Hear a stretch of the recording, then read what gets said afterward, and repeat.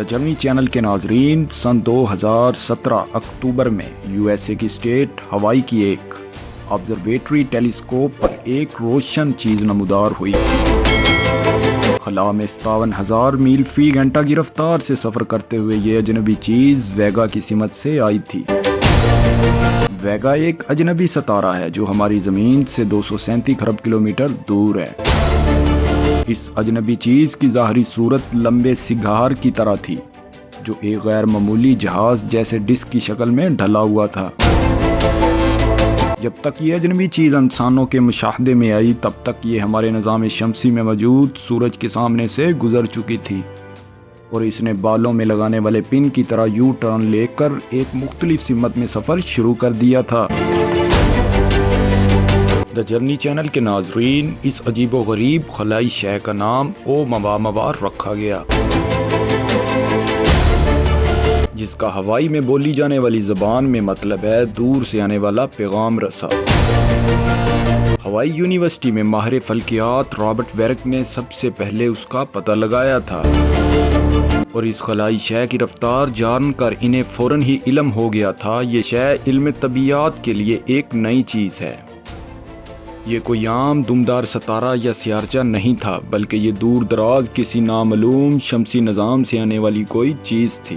در حقیقت یہ دور کی دنیا سے آنے والی وہ پہلی چیز ہے جو ہمارے علم میں آئی ہے اور جس کا ہم نے مشاہدہ کیا ہے۔ یہ بات بہت جلد ہی واضح ہو گئی کہ اومواموا نامی یہ خلائی چیز جو کسی انجان دنیا سے آئی ہے اور اسی مناسبت سے یہ تھی بھی اتنی ہی عجیب و غریب۔ سائنسدانوں کو اس سے جڑے دو حقائق میں سب سے زیادہ دلچسپی تھی۔ سب سے پہلے اس کی وہ پراسرار رفتار تھی جو سورج سے دور جاتے ہوئے مشاہدے میں آئی اور اس رفتار کی وجہ سے اس کے بارے میں نظریہ قائم کرنا مشکل تھا کہ یہ شے کس مادے کی بنی ہوئی ہے۔ دوسری بات اس کی عجیب و غریب شکل تھی۔ کچھ اندازوں کے مطابق یہ چیز جتنی چوڑی ہے اس سے 10 گنا لمبی ہے۔ اومواموا سے پہلے خلا میں ملنے والی اس طرح کی لمبوتری چیز جتنی چوڑی تھی اس سے صرف 3 گنا ہی زیادہ لمبی تھی۔ اس کی دریافت کے بعد آنے والے برسوں میں سائنسی جریدوں اور عالمی میڈیا کی شاہ سرخیوں میں اس کے بارے میں کیا سرائیاں نظر آئیں۔ کیا یہ ٹھوس ہائیڈروجن کا ٹکڑا تھا؟ کیا یہ کائنات میں گردش کرتی دھول کا ملغوبہ تھا؟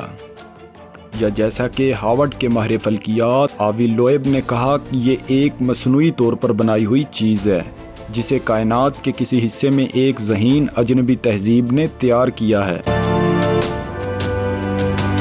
سائنسدان کئی دہائیوں سے اس شعبے کا اظہار کرتے آئے ہیں کہ ایسا ممکن ہے کہ ہمارے نظام شمسی میں باقاعدگی سے ایک کہکشاں سے دوسرے کہکشاں تک سفر کرنے والی ایسی اشیاء آتی جاتی رہتی ہوں گی جن میں سے بہت ساری اربوں سالوں تک ایک ستارے سے دوسرے ستاروں کے درمیان گھومتی رہی ہوں گی، لیکن چونکہ آج کل ہر رات سینکڑوں جدید آلات آسمان کی نگرانی کر رہے ہوتے ہیں جن میں قطب جنوبی میں شدید برف باری میں لگے ٹیلیسکوپ سے لے کر چلی کے اینڈیز پہاڑی سلسلے میں سورج کی کرنوں سے پرنور اٹاکاما لارج ملی میٹر ارے شامل ہے، لیکن ان میں سے کسی نے بھی اس سے پہلے ایسی ساخت کی کسی چیز کا مشاہدہ نہیں کیا تھا۔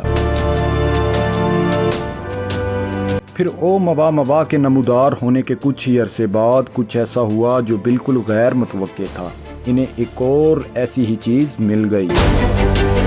سن 2019 میں اگست کی 30 تاریخ کو انجینئر اور شوقیہ ماہر فلکیات جناڈی بوریسوف نے اپنے ذاتی آبزرویٹری میں ایسی ہی بنائی ہوئی ٹیلیسکوپ سے الصبح آسمان پر ایک چیز کا حرکت کرتے ہوئے مشاہدہ کیا۔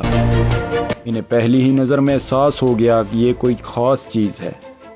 یہ دمدار ستاروں سے مختلف سمت میں سفر کر رہی تھی جو عام طور پر نظام شمسی کو گھیرنے والے سیارچوں کی پٹی میں نظر آتے ہیں۔ اسے دریافت کرنے کی وجہ سے اس کا نام ان کے اعزاز میں 2I بوریسوف رکھا گیا۔ اس کے بارے میں شک ہے یہ ایک دمدار ستارہ ہے جو کسی ستارے کا پابند نہیں ہے، تو پھر سوال یہ پیدا ہوتا ہے کہ یہ کہاں سے آیا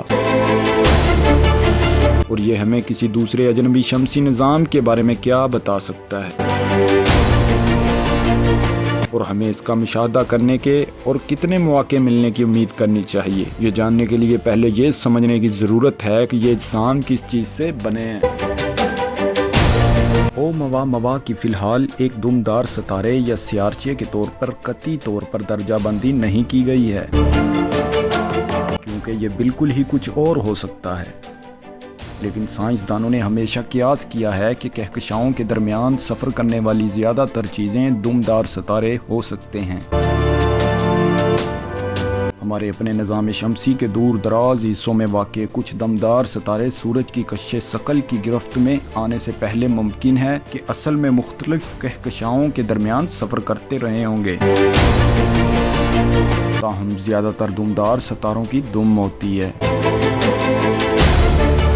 روشن دھواں خارج کرنے والی دم جو ان کے پیچھے چلتی ہے، اور جو اس وقت بنتی ہے جب وہ سورج کے قریب سے گزرتے ہیں اور یہ گرمی کی وجہ سے اپنے اندر جمی ہوئی گیسوں اور خلائی دھول کو خارج کرتے ہیں۔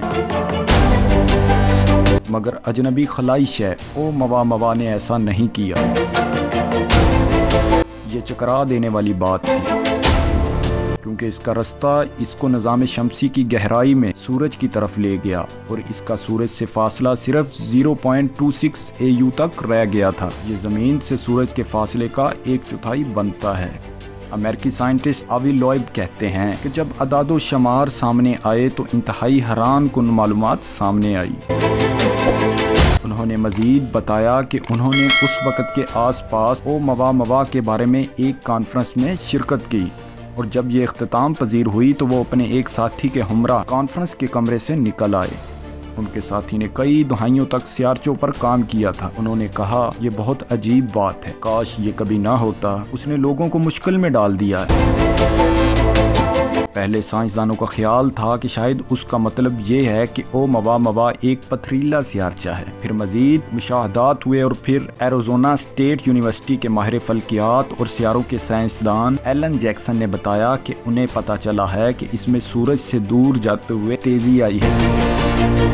یہ انتہائی حیران کن تھا۔ واپس جاتے ہوئے سیارچوں کی رفتار میں تیزی آنا بالکل معمول کی بات ہے، اور جب وہ سورج کے قریب پہنچ کر واپس جاتے ہیں تو اس تیز رفتاری کی وجہ سے ان کی دم بن جاتی ہے جو ان کی رفتار کو بڑھا دیتی ہے۔